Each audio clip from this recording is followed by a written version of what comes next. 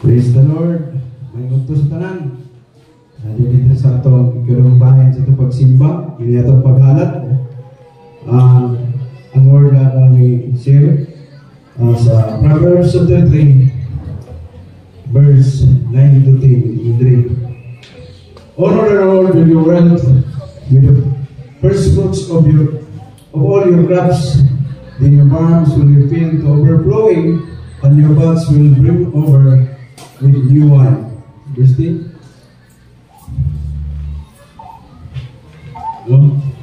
Yun ba, pasidunggi si Jehova pinaagi sa imong manggad o sa inunahan bunga sa tanan mong abot. Aron ang imong mga kamali mapuno sa kadaghan ug ang imong pug-anan mag-aawas sa bagong bino. So, sa unang kapanahonan mo igsoon sa Old Testament, ang ilang kinitaan sa ilang pagtrabaho na nagdepende sa ilang produkto na ginatrabaho. Halimbawa, nagtrabaho sila o kanang pagpang-alin sa mga kanang wine, no? Mausa ang isuldo sa ilang. Nang-harvest sila o humay po ang isuldo sa ilang. Murag wala pa mauso sa ilang kwarta ang ihatag. No, bisan sa ang ilahang produkto nga ilahang makuha, mausa lang ilahang madawatan.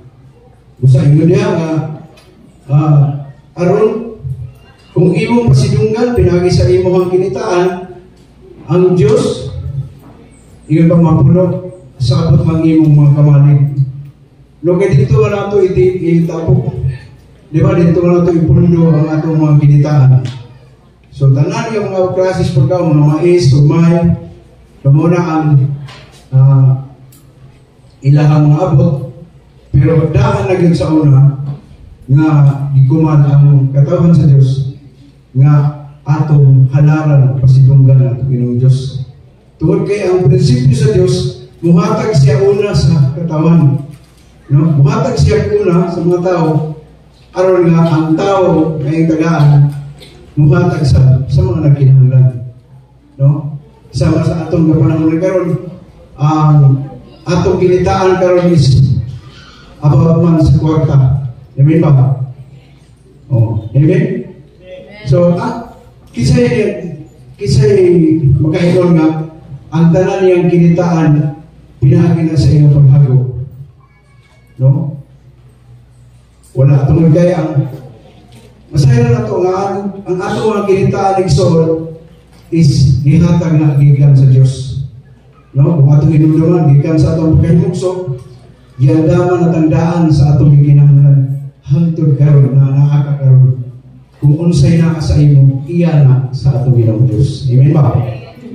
No, ingon pa, pasidunggan na ito, ang Diyos pinahagi sa mga abot sa atong mga kinitaan.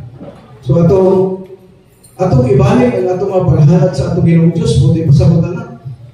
No? So kutob sa kwarta na atong madawat, doon na kita'y ibalik. Amen ba? Doon na tayo ihalat. Doon kay dili pa na ato, iya man sa Ginoo. Usa, atong balikan ng Diyos, uban ang atong magpapasalamat, yun pala, uban usap ang kalipay. Di man na ito, ang importante anang isol is ang pagtuman sa sugo sa atong Ginoong Diyos. Amen ba? So, ang natin pasidunggan ng Diyos, bisan sa mga abot sa atong mga hinaguan o mga ginitaan. Gampo ka, dalagon balaan ng among Diyos, nintak na sa kautuhon, amo kang giday, ug gipasalamatan kung kay padayon kang nakiguban ka namo. Salamat Lord sa imong pagkikiguban o paghatag og higayon aron makabalik kami sa among mga kanapulo ug wala pang sugod sa mga kasing-kasing mga paghalat. I pray Lord kay imong panalangin ang tanan nga matigom aron magamit lamang kini alam sa tanang buluhaton. Labi na gyud sa expansion sa kingdom. Labi na sa pagpakailap sa imong kamatuoran ug itugod Ginoo ang kining tanan. Pinaagi niini madawat panamo ang dagaya pang magrasya panalangin nga among giginahanglan. Panalangin ang imong mga anak, labi na karon gikan sa mga ginikanan, mga kabataan, ang tanan ng mga mag-uuma. Ikaw Lord maghatag sa dagaya pang maabot sa ilahang mga pananaw mo mga kahiyupan. I-bless usab Lord mga negosyante, ang tanan ng mga naghago, ang mga estudyante Lord nga nagagahin sa mga ikanapuro. Ikaw Ginoo ang maghahatag kanila kadaugan. Lord, ang tanan ng ipangayo, pinagi sa ngalan sa Panginoong Kristo na ang manuluwas. Amen. Amen. Hindi na maghatag ito.